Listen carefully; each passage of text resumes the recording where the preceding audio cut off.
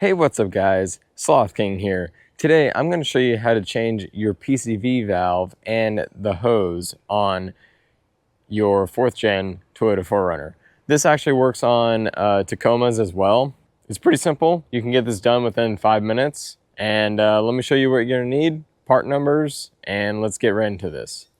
Alright guys, so this is what you're going to need. Let me start off with the parts. So I have a new hose on me. This is straight from the dealer. That's a part number here. This is the new dealer or Toyota PCV valve that I got from the dealer. Part number there as well. I'm going to have the part numbers in the description below. All right, then you're just going to need a 19 millimeter deep socket. And then the torque spec for this is 20 foot-pounds.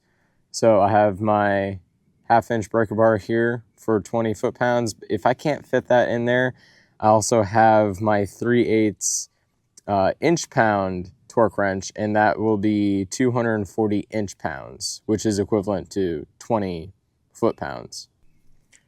And that's it.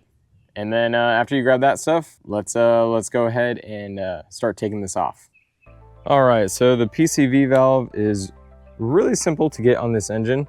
Here's the hose right here, and then it just connects right to the valve cover right back here. So most of the time you don't need to take this bar off. All you really need to do is just loosen this little clamp. It's a bit better if I have 2 hands I can get on here. All right, loosen that, bring it down, and then this hose is pretty stiff, so it's pretty dry rotted, and it does not make it fun to remove.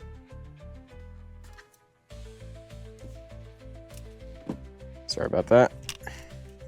This should be a better spot for the camera. And then same thing down over here. There's a same little clamp that you pinch and grab, and then you just pull it off. Take your hose out, remember how it's routed. And then just go ahead and snake your 19 millimeter back here.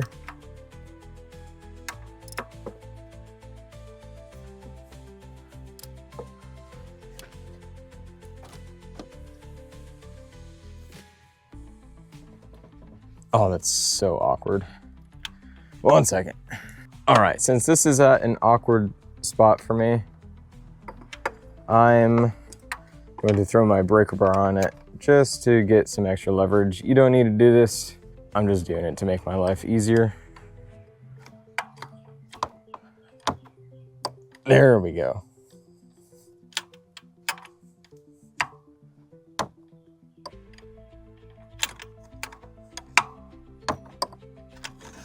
If I really wanted to, I could have just sat there and fought it, but why do that?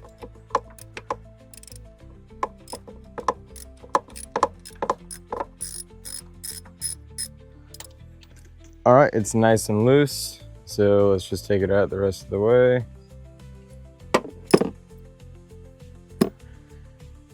And here it is. If you shake it, here, I'm gonna shake it close to my mic. You should hear the ball rattling in there. If you do, it's good. I guess this one was still pretty good since the ball was rattling. But if you don't hear any rattling in there, that means it's bad. All right, let's thread our new part. If you, I'm gonna shake this right next to my mic. This one does sound a lot more free, so that is good. Screw it back in.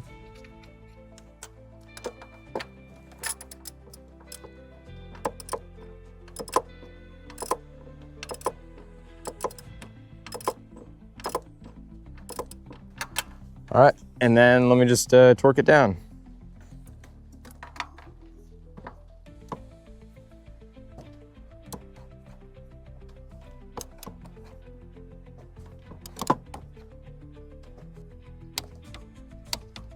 There we go, all done. Now let's grab our new hose, put it on, and then we will be done. All right, let's line up our new hose. Yep, that looks good. Let's remove these clamps. Most of the time you don't need to get new clamps for these. The old ones are just fine. But if you want to spring the extra couple bucks, be my guest.